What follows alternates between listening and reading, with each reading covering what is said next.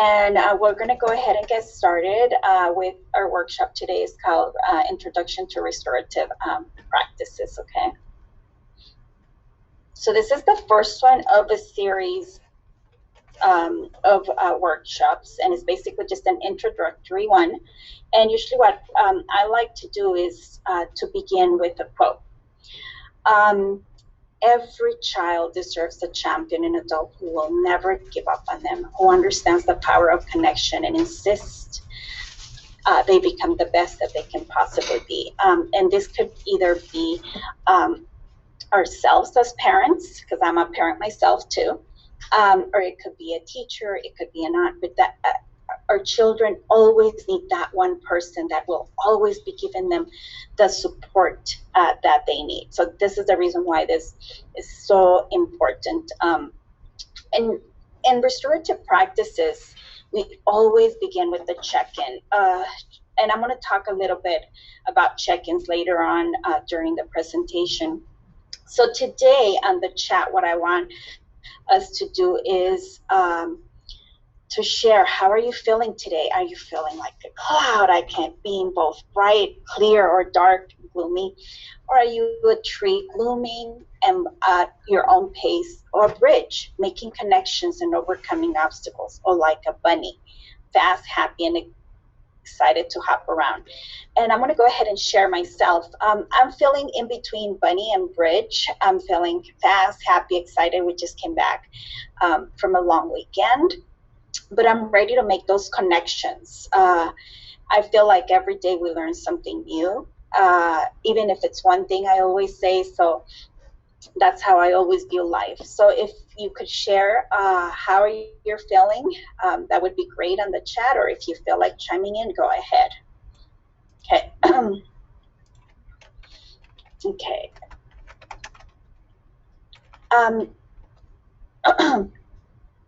I can see someone said that they feel like a bunny, fast, happy, and excited to hop around. Awesome. Anybody else? Okay. Let's see. Like a tree and a bridge. Okay. Awesome. Tracy. And Maria, like a tree and a bunny. Okay. Growing at your own pace. Awesome. Okay. So we'll go ahead and move on. And Jasmine feels like a bunny. So es importante que nosotros digamos cómo es que nos sentimos. Muchas veces no pensamos cómo es que nos estamos sintiendo en el momento. So estas son formas de que nosotros nos preguntamos cómo es que nos sentimos hoy. So, se sienten como las nubes, puede ser a la vez brillante, clara, oscura, como un árbol o como el puente, listos para hacer conexiones, o como un conejito. Solo es reflexionar siempre cómo es que nos sentimos, porque muchas veces la vida es rápida y no pensamos en eso. So I'm going to go ahead and really quickly just introduce the discipline foundation policy. And this is for the whole LAUSD. And basically what it is school-wide positive intervention support. It's a bulletin which schools follow, along with the guiding principles, which are fundamentals to the schools. And give me a sec.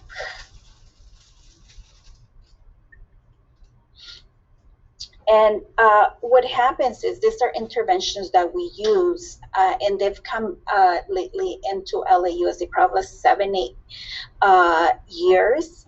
And it's basically documents the guide how is it that we're supposed to look at discipline in a more restorative way. And I'm going to go more in detail what restorative practices are.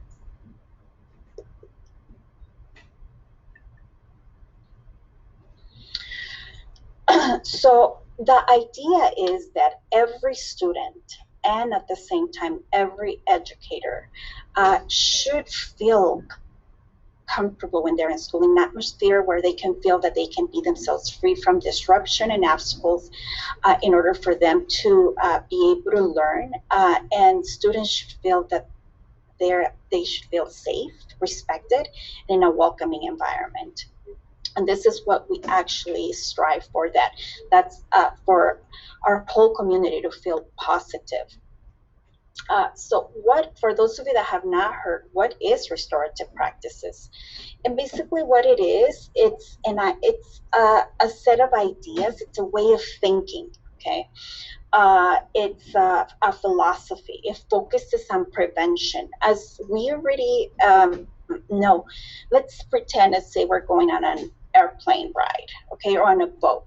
And usually the first thing before the airplane takes off or the boat takes off from the dock, what do? They give us this set of precautions that we should be able to know what to do in case of an emergency, or if something happens, how should we help ourselves? Should we put our mask on and get oxygen if oxygen is needed in the airplane ride? Or let's say something is happening on the boat, you need to actually have how to put on a life vest, right? How to get on a boat. So this restorative practices, this is what it is. It's basically, it's a prevention when we actually do community building, and when we connect, we build relationships. And the second part is it helps us to resolve conflict in a very positive way. So we can have positive outcomes, and it promotes social emotional learning. And it promotes a trauma resiliency approach. ¿Qué es las prácticas restaurativas? Es una filosofía muy simple, se te puede decir que se enfoca en la disciplina. Esta es una manera de pensar, de actuar. No es un programa, ¿okay? Sino que es algo que tenemos que poner en la mente. ¿Cómo es que vamos a resolver cuando un conflicto ocurre en una manera positiva y tratarlos de evitar? ¿Cómo están teniendo conexiones y haciendo comunidad?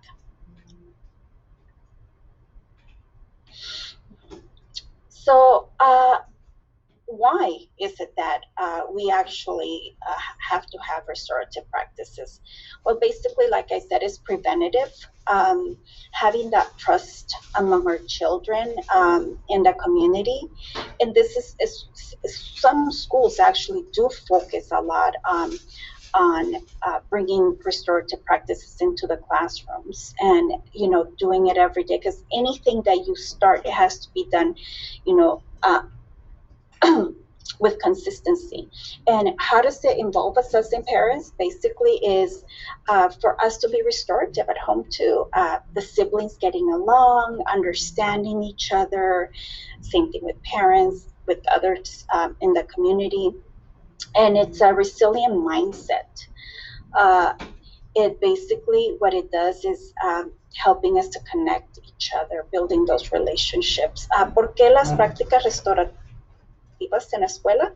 Proporciona una mentalidad basada en la resiliencia. Y en otro taller hablo bastante acerca de la resiliencia. Es cómo resolver básicamente los problemas en una forma cómo verlos en una forma positiva y no verlos como un problema, pero qué vamos a aprender de ellos, ser flexibles. Y cómo llevarnos bien cuando hay conflictos, nosotros pensar en una manera que vamos a resolver y no actuar como que estamos en crisis.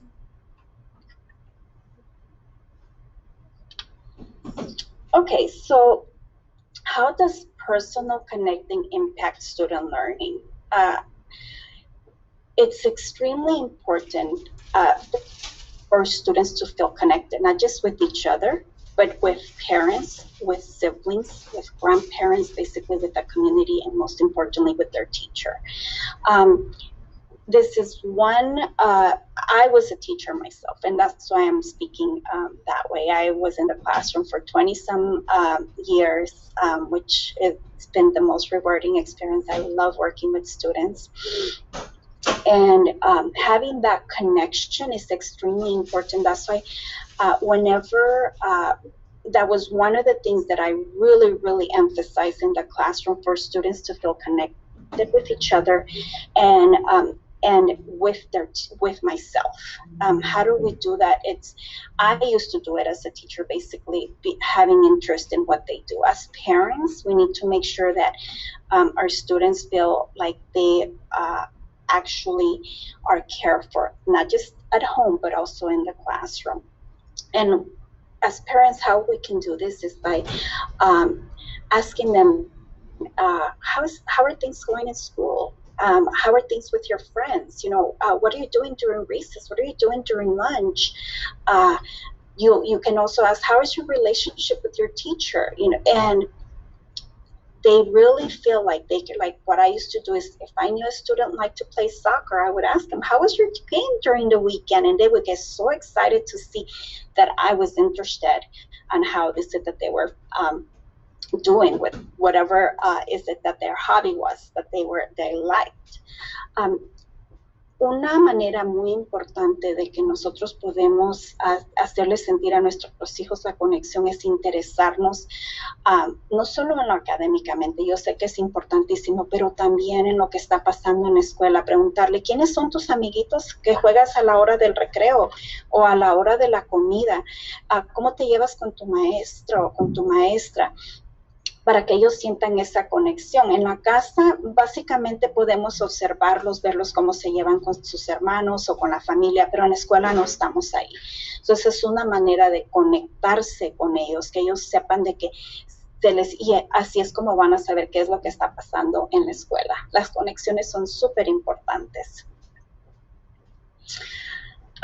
¿Por qué es que son tan importantes las conexiones? Ahorita vamos a ver. Why is it that connections are so important?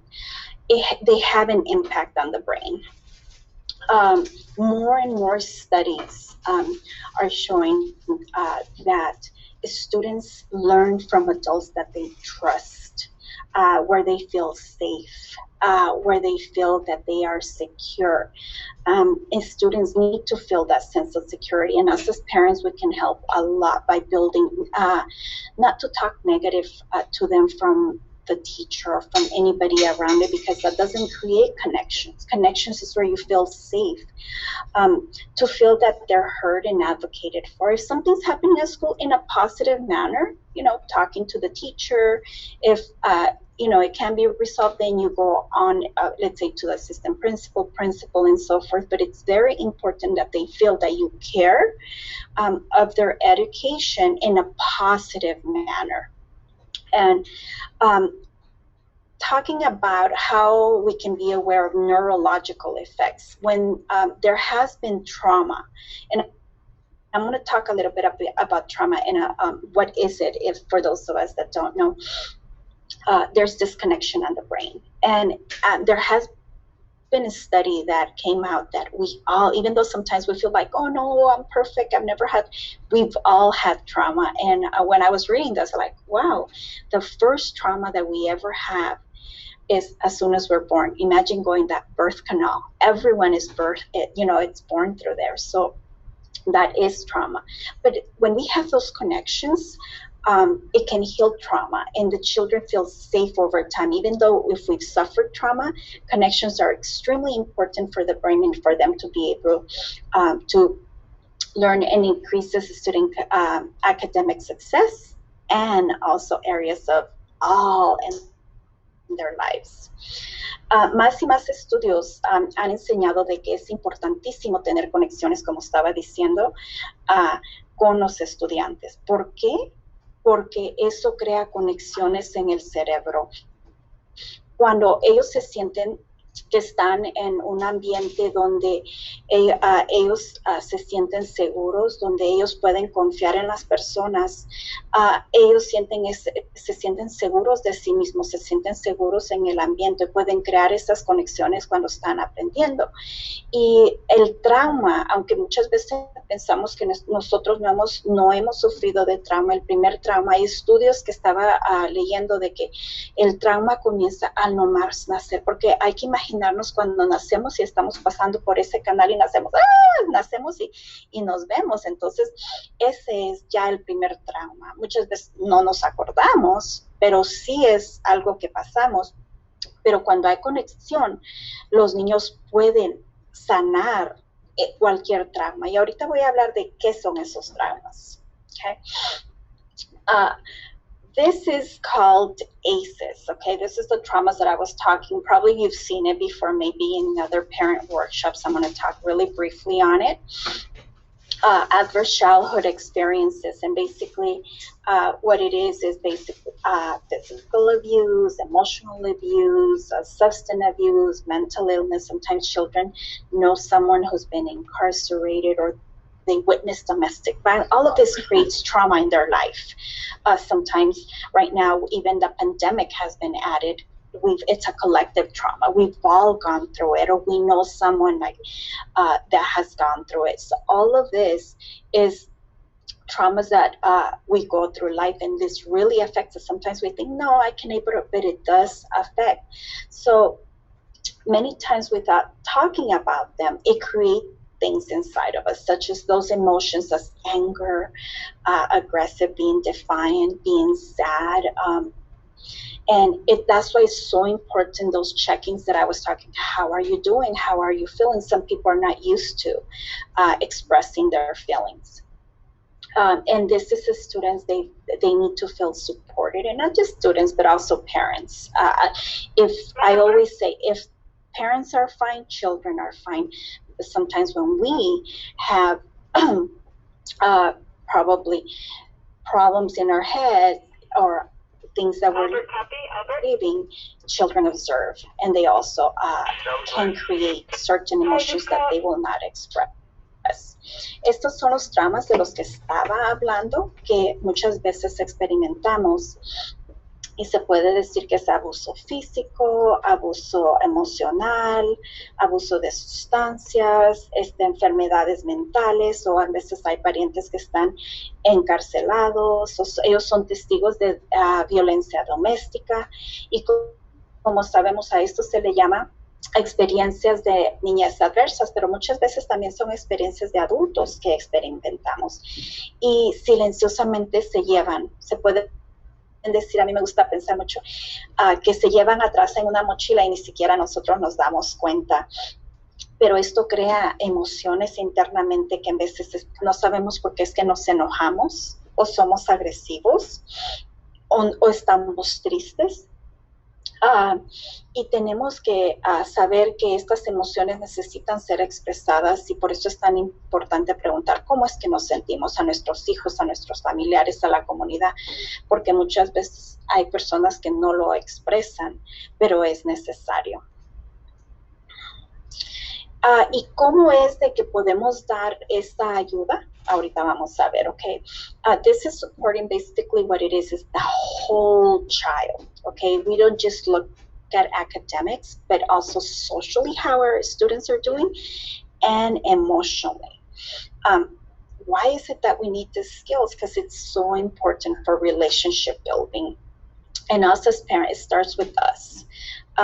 Showing our kids that empathy, which there is a workshop just on empathy itself, compassion, self-management, that when we get upset or we're sad, we're able to manage those emotions, and creating a sense of safety, which reduces this trauma-related behaviors that we just saw. And it creates those connections. It helps. Basically, when we support, it helps teacher to manage stress, because we know that when we actually have this stress builders, it builds up over time. And it improves academic gains, and it doubles the chances of going to college when the child is built as a whole, not just academically, that we focus just on how they're doing academically, but basically the whole child. Apoyando al niño para que no solo lo académicamente, pero también lo emocional y lo social. Estas habilidades es súper importante de que ellos las practiquen en las construcciones, cómo es relacionar los unos con los otros, la empatía, que va a haber un taller solo en eso, la compasión, la autogestión de nuestras emociones, cómo saber controlar esas emociones y crear una sensación de seguridad en los comportamientos relacionados con el trauma. y construye relaciones y conexiones positivas también. Ayuda a mejorar los logros académicos y hay mucho más oportunidades de que ellos tengan un título universitario. Okay, so I'm going to talk about restorative practices in the next slide. And here's a very short video that probably you could actually go on YouTube and watch it. Or would you like me to play it, Jasmine? It's in Spanish. We can go ahead and play it if you like. Okay, let me see how we're doing on time. Yeah, okay, so they can. And then I'll just talk about it in English a little bit.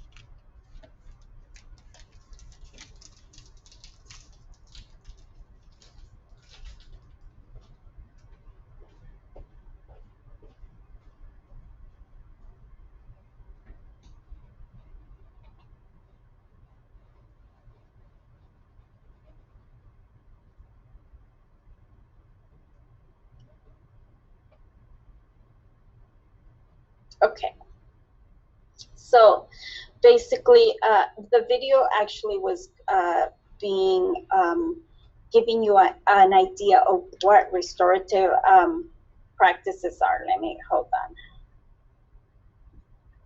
Just an overview what restorative practices are. And right here on this triangle, we can see at schools, how is it that we're implementing? Basically, at the bottom of the pyramid where it says developing social and emotional capacity, all students receive it. Basically, the schools have a social emotional component that teachers usually use in the classroom. And what it does is it gives them a sense of what is it that they're supposed to, how is it that they're supposed to handle their emotions when that social emotional, if they're feeling, for example, sad, they're feeling happy, how are they going to be able to manage those emotions, and how are they going to be able to interact socially with others? How are they going to make those decisions? So that's developing that social and emotional capacity, and that's for all students. The next level is managing difficulty and disruptions. Whenever there's usually students who need a little bit of more intervention. And as adults too, we're not all at the same level. So this is where there is more strategies given to students, and maybe that could be 10-15% of the population of the schools. There's mini conferences. We can actually have circles to resolve conflict, have those restorative conversations, and there's that 5% that need a little even more strategies or skills, and we have more intensive support for those who need those. So there's the ones that all receive, then there's another group that needs a little bit more, and there is other students who need the most, okay? So acá podemos ver que en la porción de abajo todos los estudiantes reciben la enseñanza de social y emocional en la clase.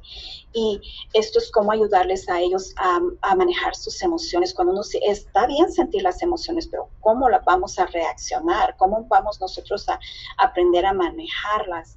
Y para poder interactuar con otros y tener esas relaciones sociales y las decisiones que vamos a tomar. Hay estudiantes que necesitan estrategias un poquito más, o se les da esa ayuda que se necesita. Puede ser que hayan círculos para resolver problemas, conferencias que son restaurativas o conversaciones. Tal vez es 10 o 15% de los estudiantes que necesitan estas ayudas. Y de ahí está el otro, que es más, que son tal vez el 5% de los estudiantes de la escuela, donde ya hay conferencias con los estudiantes. Muchas veces también se traen los estudiantes de que si ha habido un problema, también es todo el grupo y se hacen círculos y hay más intervenciones para poder desarrollar el control de las emociones. En esto tiene que ver bastante la enseñanza social emocional con prácticas restaurativas. ¿Y de dónde es que viene esto? ¿De dónde salió prácticas restaurativas? Ahorita vamos a ver eso. So where are the origins of community building, which is the community building is the foundation of restorative practices.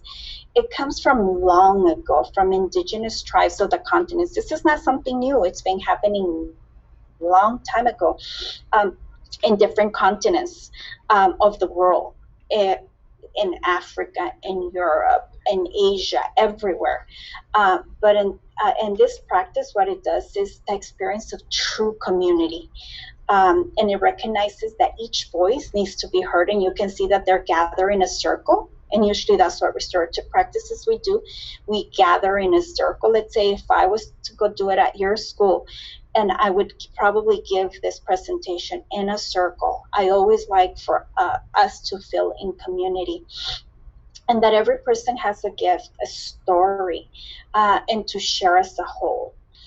As we know in the circle process, the eldest is considered like the wisest in the community and participates in the circle just to facilitate it. And the circle is a perfect balance where everyone matters and they feel heard.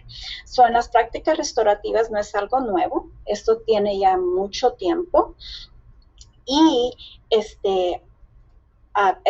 en todos los continentes del mundo, en Asia, en África, en Europa, siempre ha habido, pero hasta ahora es de que están tratando de incorporarlas en muchas escuelas, en todo el mundo se puede decir, porque está en Australia, en Nueva Zelanda, está también en Inglaterra, en todas partes se están tratando de incorporar porque es algo que trabaja cuando estamos en comunidad. Lo básico es sentirse que hay comunidad, que tenemos relaciones y estamos conectados. Lo que se usa en el círculo de antes de los indígenas es, la persona más mayor es la más sabia, facilitan el círculo, y lo que se hace es son considerados ellos de que al final, si el círculo no logra resolver el problema en la comunidad, se le pide opinión a esta persona que es mayor y es más sabia.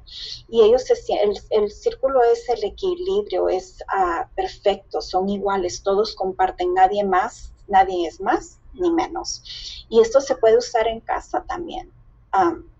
Cuando hay un conflicto, ok, nos vamos a reunir y todos tenemos una voz, ¿qué es lo que vamos a hacer? Quería compartir esto, ok, porque se me hace muy importante. I wanted to share this in an African tribe. When someone does something wrong, and this is called the ubuntos, okay? When someone does something wrong, they take the person in the center of the village and they surround them for 2 days, imagine, okay? And what is it that they do? They actually tell them all their positives, not their negatives. You did this, you broke this, you did that.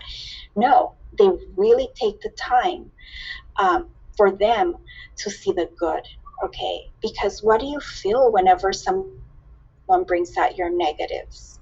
You feel overwhelmed. You don't feel good about yourself. So I'm pretty sure that they talk to this person about what has happened, that it's wrong, but first they bring all the good things that they've done in life to reconnect with the good nature. Esta es una práctica en una tribu de África, y lo que hacen es ponen a la persona en medio en el círculo y esta persona le dicen todo lo bueno que ha hecho en toda su vida, no lo negativo, no porque has hecho esto, porque has quebrado esta regla, porque es que te estás portando mal, sino que para reconectarse con él. Y estoy segura que después le dicen lo negativo, que es lo que ha hecho la persona, pero primero es lo positivo que ha hecho. Y esto es lo que se hace en las prácticas restaurativas. Pueden ver acá es hacer comunidad, ¿ok? So ahorita voy a explicar. So in restorative practices, what we do is community building, whether it's at home or we do it at school. The check-ins are extremely important, and there's many different ways that we can do check-ins. This is a weather check-in. How are you feeling today? Are you feeling rainy? Are you feeling sunny or cloudy? There's also thematic activities. As you can see, it says Wellness Wednesday. Every Wednesday, what we talk is about what is it that it's going well in our life, something we share. Mondays are about being present at the moment, and the circles. How are we doing? So, lo que estaba hablando es de hacer comunidad, de estar juntos, es preguntarnos cómo es de que estamos. Es el primer cuadrado que miran es de cómo es que uno se está sintiendo acerca de cómo es que está el clima. ¿Estamos en soleado o estamos está lloviendo? ¿Qué quiere decir? ¿O estamos muy fríos? Preguntar, y hay muchas maneras de hacer esto. No siempre, ¿cómo estás? Pero que con creatividad también hay actividades temáticas que se hacen. Y en nuestra website vamos a poner actividades para padres. Hay una guía que está en la website de la comunidad de San Fernando y Silmar. ¿Cuáles son, cómo son temáticas que se pueden hacer en casa? Y círculos también. So, eso es haciendo comunidad. Y porque es que es tan importante esto de chequear los unos con los otros, porque muchas veces no expresamos los sentimientos. Si alguien no me pregunta cómo estoy, no voy a decirlo, esa clase de persona, pero hay personas que sí son muy expresivas y lo pueden hacer. So why is it the importance of the check-in is because many of us, we really don't know how to express how we're feeling. If no one asks me how I'm doing, I'm not going to say it. I'm just going to keep it inside, and those emotions just stay and bubbled inside, and that's when we create a lot of different things inside of us. There's other people that know how to express their emotions very well, and they actually tell you, but that's why it's so important for us to be able to ask. And this is the foundation of building that level of community building. Okay, so these are just samples of check-ins. If your child ever goes home and tells you, the teacher asked us how we're feeling, foggy, rainy, cold, hot, snowy, so those are examples. Or would you rather speak every language in the world or speak to an animal? So these are ways of checking into students and getting to know them. So here's where we go into discipline, and I want to talk a little bit about this square, because to me it's very important. And what it is basically is how discipline works. And we have all these different types of parenting, okay? I'm going to start with the bottom part is the support, okay, encouragement, nurture, where is low, okay, and the green part going up is the control, the limit setting, the discipline. So what do we mean with not neglectful, okay? Being the fact that when the, parenting, when it's neglectful, basically a child does something wrong and we just completely ignore it, like, oh, it's just a child, they're gonna grow out of it, and ignoring it, not addressing it. Permissive, basically at the right hand corner where that square is when we allow our children too much, when we allow, for example, you tell your child, go wash the dishes, and they don't do it, we do it for them. Oh, they're not doing their homework. I've used to even get some parents that would actually do the homework for that. You're being permissive. And when you go to the top, too punitive is when the child does something and you constantly are punishing them. How is it that we work restoratively? We do it with. We don't do things for them, and we actually when we are being restorative, we actually sit down with them and we talk about it in a positive manner, not getting upset, not getting angry, not just putting it to the side or not doing things for them. We don't do things for them, and we actually do it with them. And that's how restorative practices work, okay? That you, and having that balance, because we don't want to be parents that are too neglectful, that we just let things go, or that we do things for them, or that we do things to them that we punish, but being restored, okay? Este cuadrado, se los voy a explicar. La parte azul es cómo es que usamos las prácticas restaurativas. Nosotros hacemos con, ¿ok? No hacemos las cosas por ellos, ni tampoco les hacemos cosas a ellos, que son nuestros niños, nuestros estudiantes, y tampoco no los ignoramos. El cuadrado que está a la izquierda donde dice not, es cuando nosotros hay algo que tiene que ser disciplinado del niño y nosotros, el niño está muy pequeño o no entiende todavía, ahí lo voy a dejar, completamente lo ignoramos. O cuando hacemos las cosas por ellos, si les ha dicho 3, 4 veces que haga algo y se cansa y dice, ay, mejor yo lo voy a hacer porque él no me está teniendo atención, tampoco eso. O el de arriba donde dice too punitive, cuando castigamos mucho, de que castigo tras castigo, eso no trabaja. Pero ¿qué hacemos? Es con ellos, with. Eso quiere decir con ellos. Si usted le dice a su hijo, por ejemplo, a su niño que haga la tarea y no lo hace, ¿qué tuve que hacer yo? Y esto estoy hablando sinceramente, y por mucho tiempo tenía que sentarme con mi hija a la par de ella para que hiciera la tarea. Mi hijo era completamente lo opuesto. Yo ni siquiera sabía lo que era tarea porque él lo hacía él solo. Mi hija fue lo completamente. Tenía que sentarme con ella, hacer piruetas para que se aprendiera el alfabeto. Muchas veces tenemos que hacer eso como padres. O si les decimos que arreglen el cuarto, hacerlo la primera o segunda vez con ellos para que ellos aprendan. Lo hacemos con, ¿ok? Esto es la disciplina en forma de balance. Este es otro ejemplo de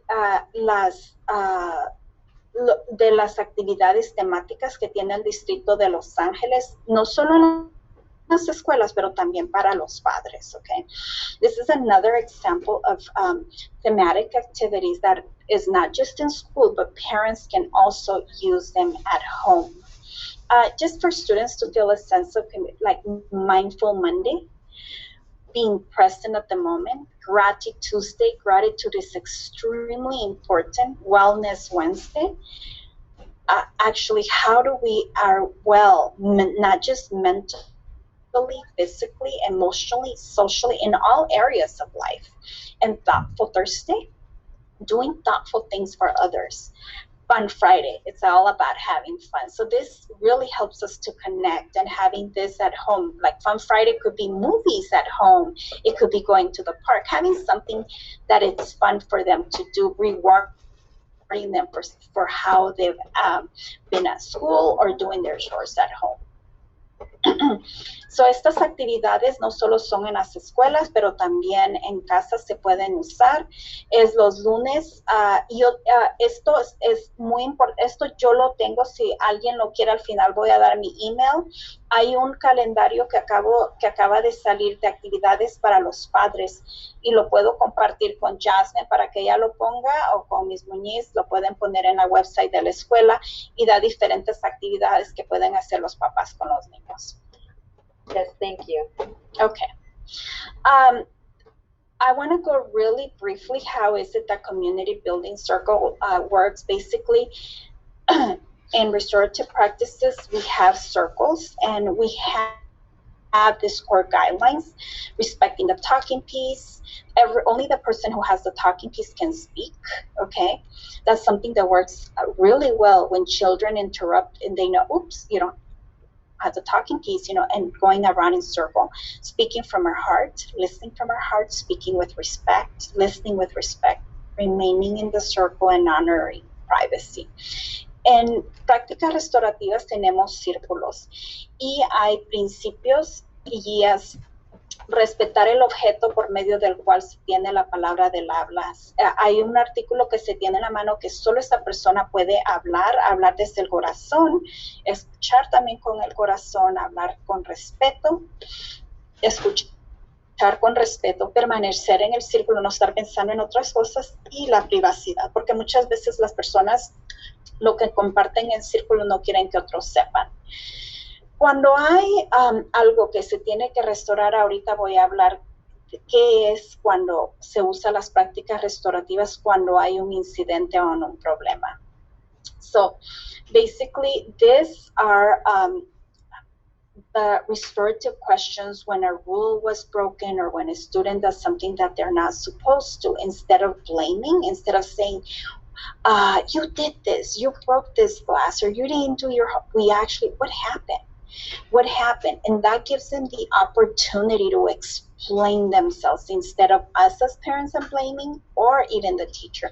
So what happened? What were you thinking when this happened? What have you thought about it since? Who was affected and why? And then it makes them reflect. Has it been difficult for you or for someone else? What do you think you need to do? And this really even help, even if your children are already in middle school, high school, even in college, it does help. And even from adult to adult, not actually blaming, but asking them their point of view, what happened, instead of, why didn't you do this? So using it, it's something that it could be in all ages. Estas son las preguntas que se preguntan al estudiante, y en la disciplina tradicional es ¿cuál fue la regla que se rompió? ¿Quién la rompió? Es como, se puede decir, echando la culpa o dándole la culpa a otra persona, pero en la disciplina restaurativa se pregunta ¿qué pasó? No diciéndole tú hiciste esto, sino que dándole la oportunidad de que ellos se expliquen qué fue lo que pasó, en qué estabas pensando, quién está afectado, tú y quién más, qué aspecto de esto ha sido más duro, para que ellos puedan reflexionar, y qué piensas que tiene que hacer. Ahí es cuando viene se puede decir, la disculpa, que ellos tienen que decir, discúlpame por hacer tal cosa a la persona que lo hizo. Y nosotros como papás también tenemos que aprender a pedir disculpas, porque nosotros somos los modelos para ellos. And before we go on, because we have just a few minutes, I want to go over self-care, that in order for us as parents to give the best of us to our children, we have to take care of ourselves, because we live in a very, very fast society that just, we get up, we have to get ready. Some parents work, some don't, but even if you're at home, it's still going from one thing to the next. So these are 4 levels of self-care, and I want you to look at it. There's physical self-care. Are you sleeping well? Are you, exercising? Are you eating healthy? Are you resting? Emotional. Do you know how to manage stress in a positive way? Do you have that emotional maturity? Do you forgive? Are you compassionate? Kindness? Are you teaching this to your children? Because if you are, usually they see it. Socially, do you have those support systems? Think about it. What type of self-care are you using? Do you have time together? Do you ask for help? And spiritual time, meditation, yoga, connection, nature, journaling, or do you have a sacred space? So I'll go ahead and share really quickly. I think my top 2 are emotionally and spiritually that I feel that I do very well. I meditate, and I also feel like I can handle stress, and I'm compassionate, kind, but I do need to work more on my physical and on my social. Okay. So if you feel like sharing in the chat, you can go ahead.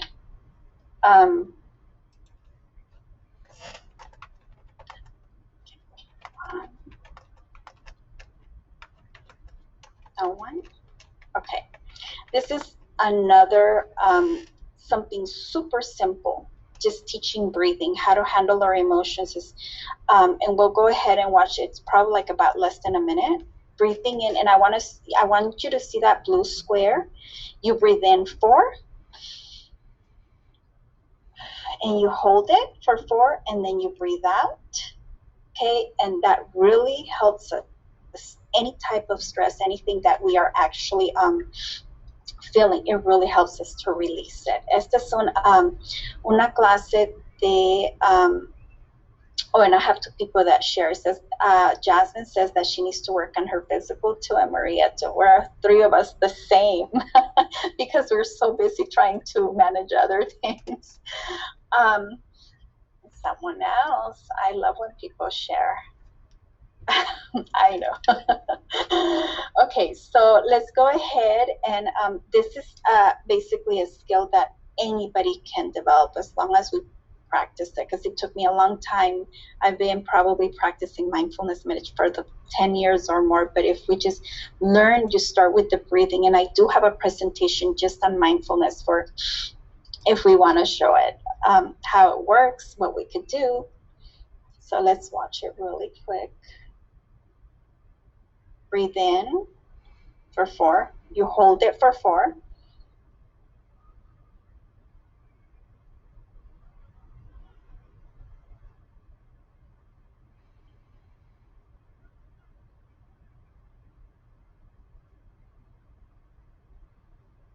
And you breathe out.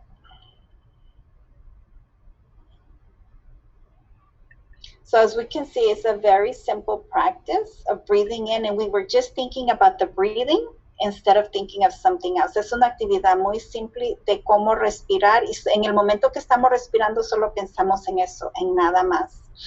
Ok, so ahora quiero que tenemos un poquito de tiempo, pero quiero una actividad que se hace es que, y voy a quitar el sharing porque porque quiero que nos miremos y que compartamos cuál es el plato favorito de su hijo o hija, okay? Y que usted prepara para su familia. This is a community building activity. What is the favorite dish that you prepare for your family, and what do you appreciate most about your children? And anybody, I just want to go ahead and that's my email, because I'm going to stop sharing in case anybody has any questions. You can always email me in regards to restorative practices, and I'm going to go back. Okay, so again, we're going to do this activity, and at the end of the activity, I want you to think about, are you ready to try community building techniques? you still have some questions. And 3 is that if you basically need help and resources. Okay, so I'm going to stop sharing.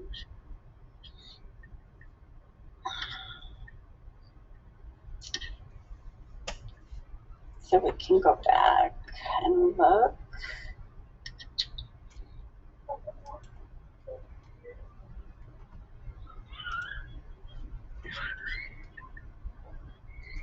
Ooh, I like the enchiladas, Maria.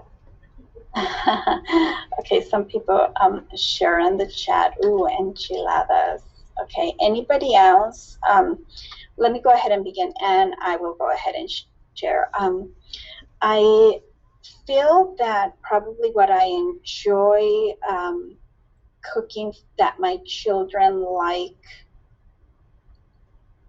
they have different tastes, but I feel like if I probably the birria. I think that all of them, if I make tacos de birria, you know, they enjoyed it, all of them, because they all have different tastes. Oh, I like this, but I think that's what the whole family. Anybody else wants to share, either on the chat or you can just share out loud? Also, to my children, if I want to do something that we all are going to enjoy eating, it'll be pozole verde. That's so yummy. Okay, someone share on the chat. Tracy says that her son loves when she makes. Oh, that sounds good too. You guys made me hungry. And your daughter's spaghetti. See, that's with my kids too. They have different, you know, they have different tastes for different types of food. But I try at least to make what they like at least once in a long while. Okay, so thank you for sharing, all of you, and for being here with us today. And anybody has any questions before we end? No? Okay, well, I want to thank you for being here today. And I will send you, Jasmine and Maria, those thematic activities, the calendar, so maybe you can share it with parents. Okay, cool. And hopefully we have more parents to participate next week since our next workshop will be empathy. So yeah. Have more parents to join us. Okay. Thank you, Carmen, Maria, Tracy, and I believe we have another mom, Noemi. She's here? I think she left for share. Some parents, you know, or she has something to do. Well, for being here, joining us. Well, Carmen, and then we will see you next Wednesday. You're welcome. We will. Okay. Have an awesome rest of your week. You too.